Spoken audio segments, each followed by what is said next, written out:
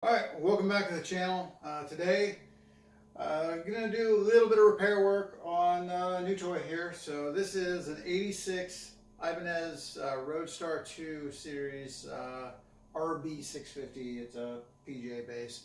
So this was an online find. It's got a lot of character, as a lot of people will say, but honestly, otherwise I think it's in great shape. It's got an issue with the jack. It kind of goes in and out. I'll have to work on that. Already done a video on that. Basically, internally, if you can just bend the jack a little bit to get snug against the cable, usually that takes care of it. You don't have to resolder or anything or do anything. However, this bass, which plays great, has got this awful buzz.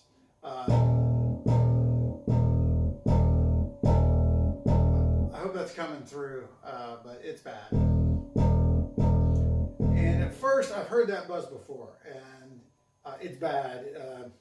When I heard it, it was the truss rod internally inside a neck rattling.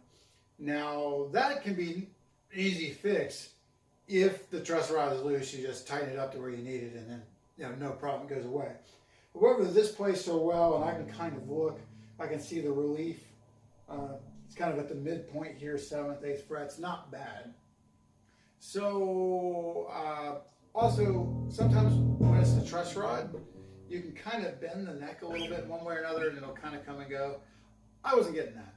So, I started kind of trying to figure out where the buzz was. Like with the truss rod issue, there's kind of a resonant frequency, kind of a range of frequencies that'll cause it to buzz.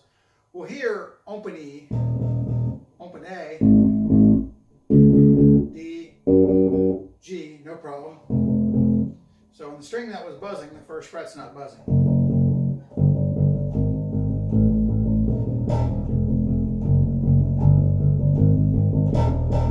So pretty much just the open E is buzzing. So then, you kind of notice that there's a little strangeness here. Well, creativity, I love people that are creative. In the string installation here on the bass. So I kind of looked, and I can kind of see it from here, and I thought, okay, I know what's going on. So listen.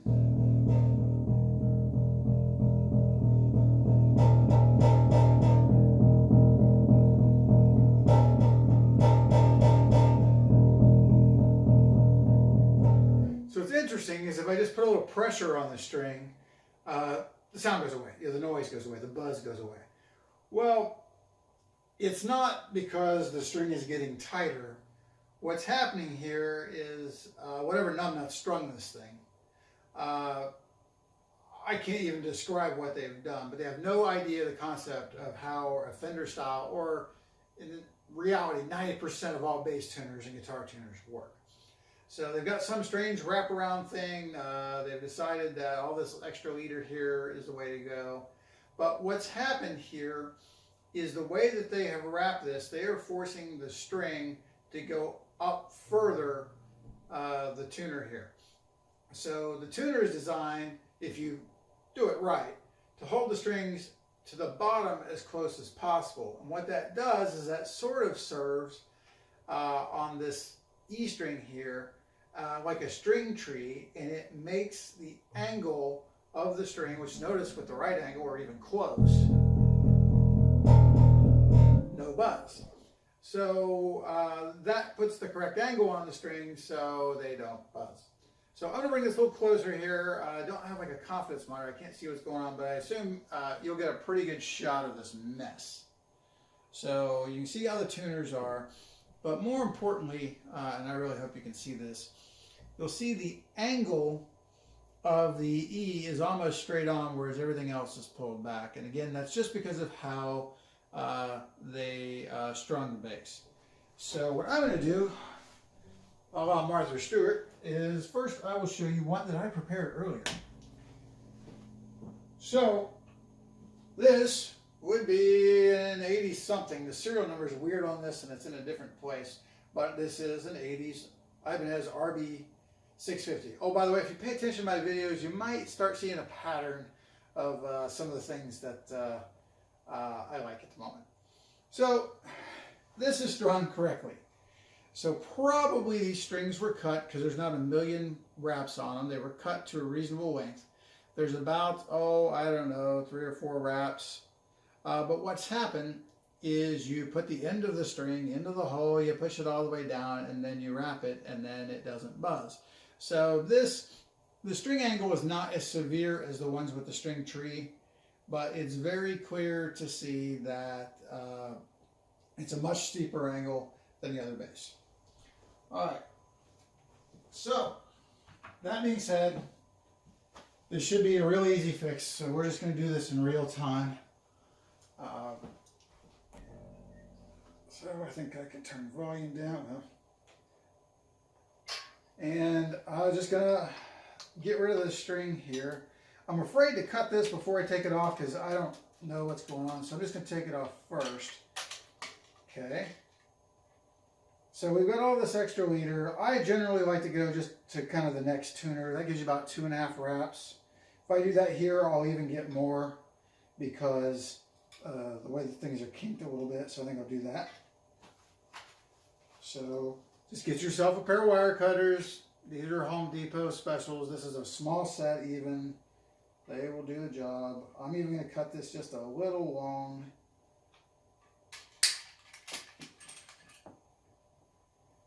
And won't be needing those wire cutters anymore. And let's see what we can accomplish here. So I'm going to try to just unkink this string, straighten it out as much as possible. Probably make life a little easier.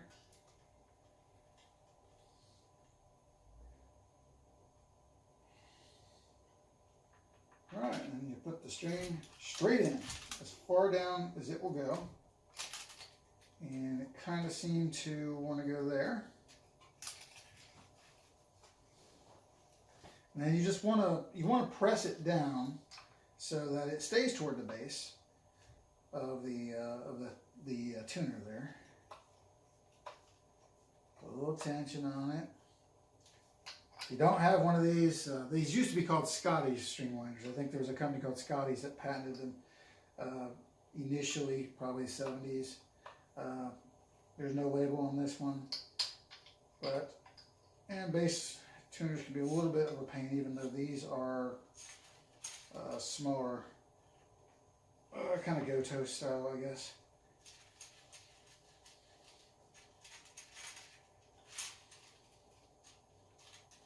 Very exciting stuff here, right, guys? But the whole idea is going to try to keep winds here closer to the bass on it, so I get some tension on it. Yeah, this is even more than I like. We're already at 3 wraps. Now, for those people who never cut strings, you know, so I'm going to be like 5 or 6 wraps here, and I cut the thing. So I don't know why there are people that are afraid of cutting strings. Bass string stuck here. There we go. No reason to fret, pun intended, on that. All right, ouch. So, let's check here. All right, so you want to make sure, of course, your string is coming across the saddle right. And yeah, it's a little more bass string than I prefer. And get these crappy things out of the way.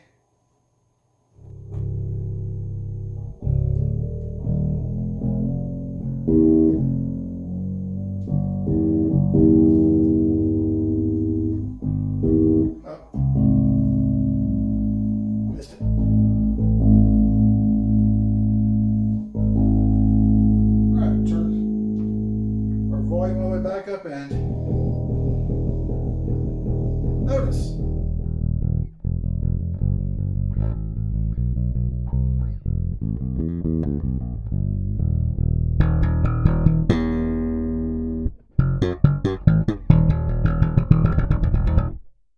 There you go, problem solved. What's even more interesting is the string. I kept tuning it because it feels different now. Just because of that angle, it's easier to play than it was even though it was up higher.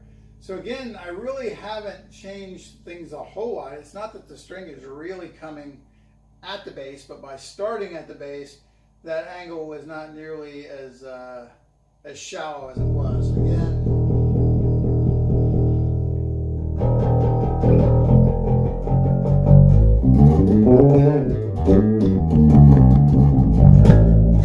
all right, so there you go. This is how you save yourself from somebody else's stupidity, or God forbid your own.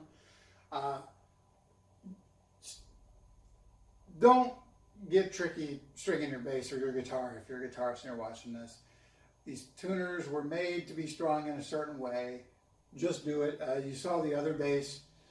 It's nice, neat. 3 or 4 wraps is all you need. I think on a guitar, honestly, 6, 7, 8 wraps I got no problem with. On a bass, though, I think 3 or 4 rounds of wound should be fine. All right, let me know if you have any questions. Otherwise, I'll see you guys next time.